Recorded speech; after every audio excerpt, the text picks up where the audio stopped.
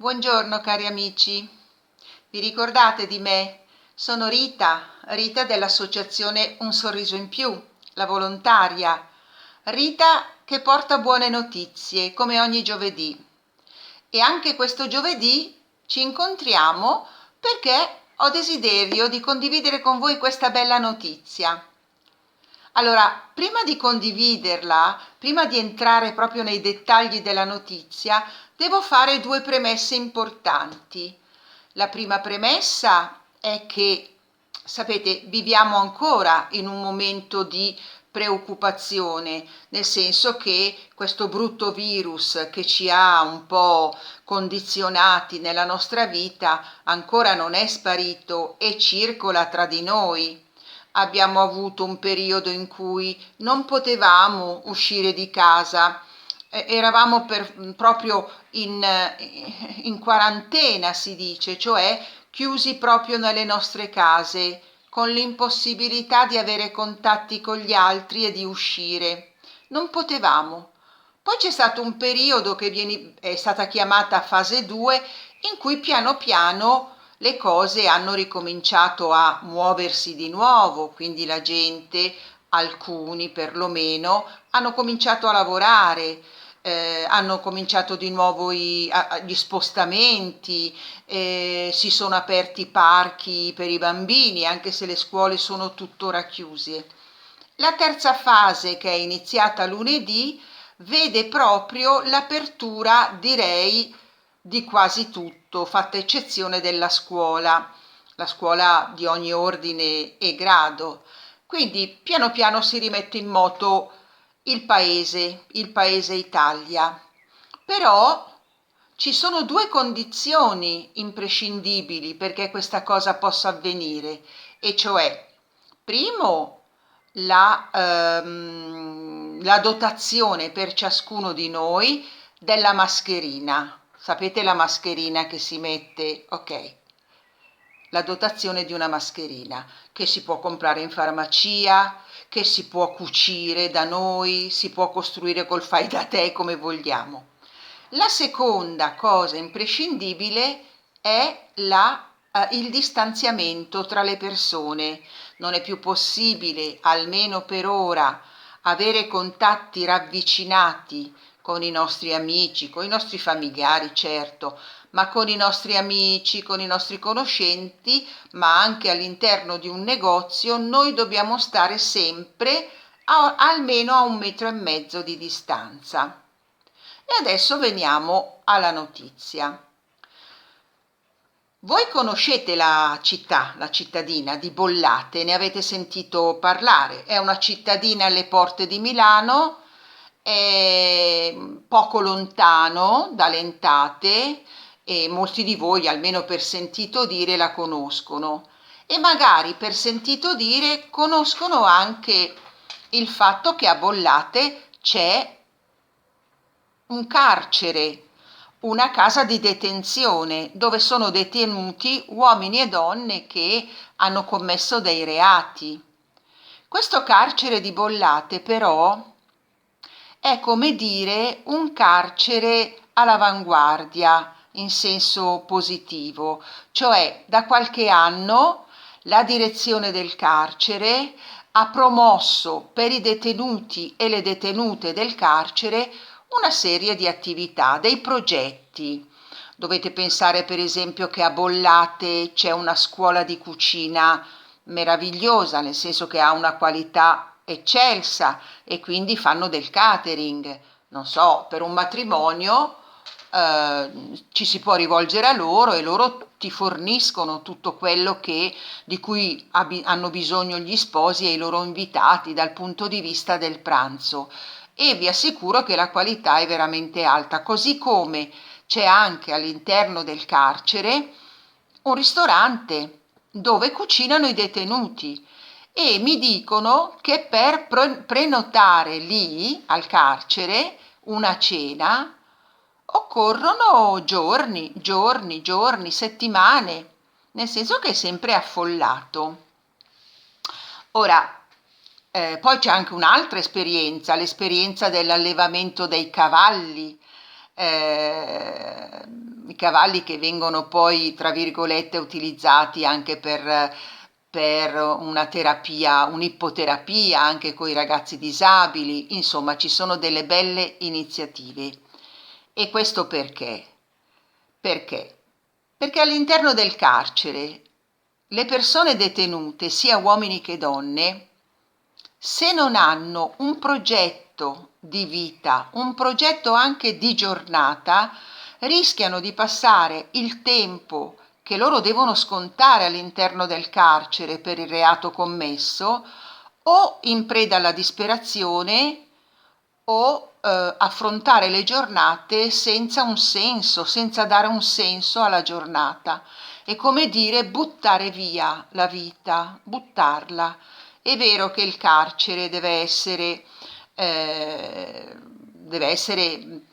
come dire, ci deve essere per chi ha commesso dei reati, la pena ci deve essere perché è giusto che sia così, però deve essere anche il carcere un momento riabilitativo dove il detenuto o la detenuta possano un attimino, prima di tutto, ripensare a quello che hanno commesso, hanno fatto, alla loro vita, alle loro...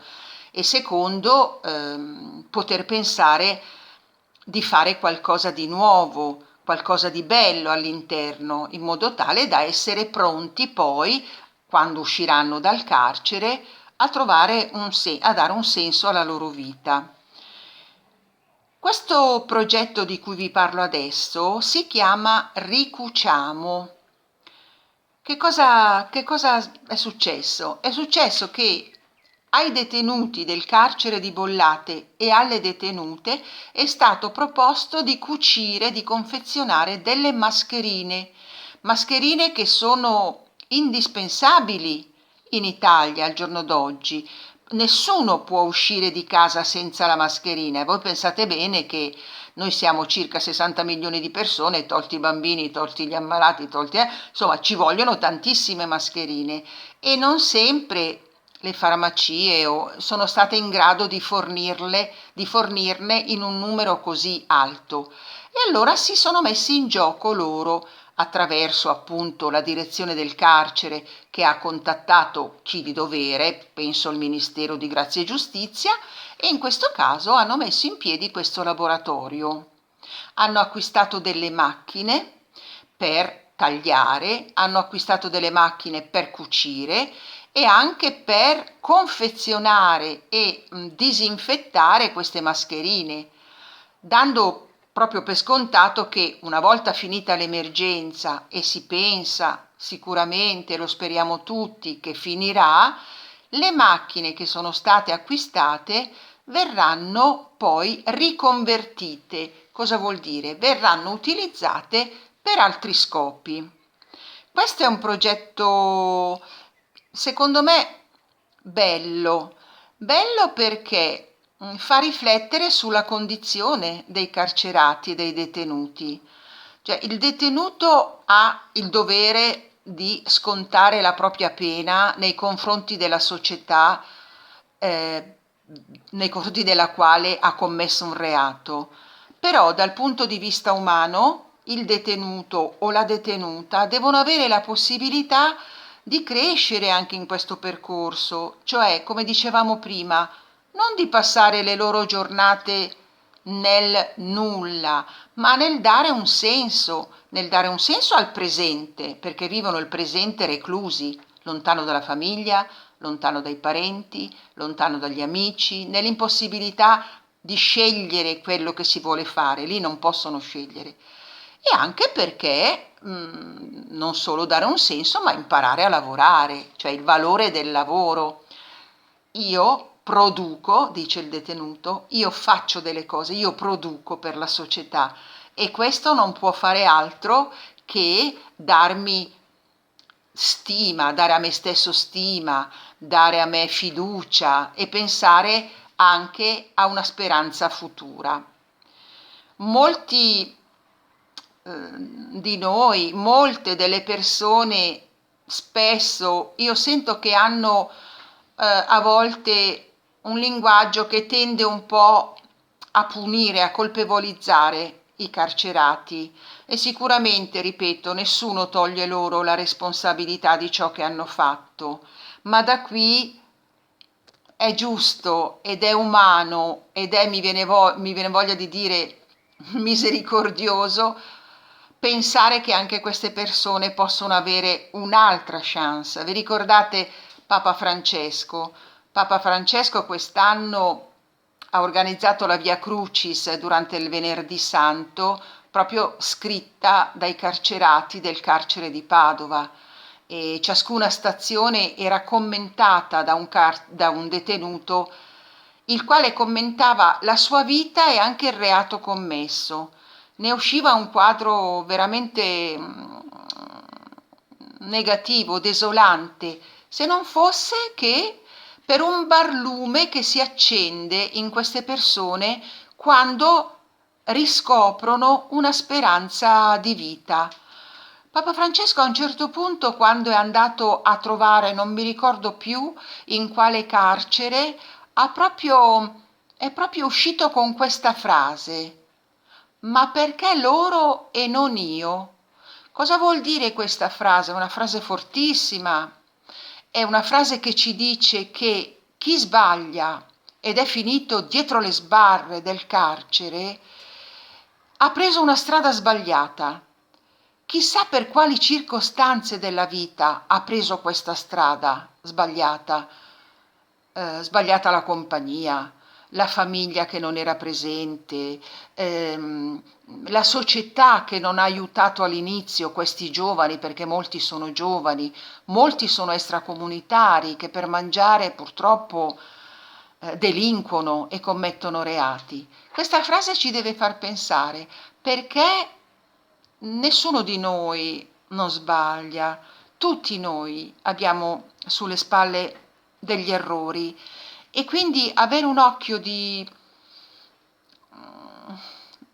mi viene da dire, di misericordia, nel senso di patire con loro, di capire il loro problema, senza per questo assolverli rispetto a quello che hanno fatto, perché il male che hanno fatto resta, è chiaro che resta come marchio su di loro, resta come marchio su chi ha ricevuto e ha subito il male, resta come marchio sulla società che a sua volta ha ricevuto questo male. Però cercare di far capire attraverso questi progetti di lavoro che la loro vita può cambiare e può cambiare in meglio anche dietro le sbarre di un carcere. Mi piacerebbe sapere che cosa ne pensate voi di questa cosa, perché è sempre un dibattito attuale che implica tantissime cose. Però io al momento mi fermo perché ho voluto solo condividere con voi questa notizia che a me piace, bollate qua vicino, quindi mi sono sentita di dovervela dire, il giornale Il Giorno l'ha pubblicata e io ve l'ho comunicata, ve l'ho offerta, ve l'ho donata, così com'è. Allora per oggi è questa la bella notizia e per la settimana prossima vediamo. Nel frattempo io vi saluto caramente, caramente, vi bacio, vi abbraccio e cercheremo insieme di ritrovarci tutti giovedì prossimo con un'altra notizia di bontà e di speranza, perché il bene nel mondo c'è e ce n'è tanto. Ciao!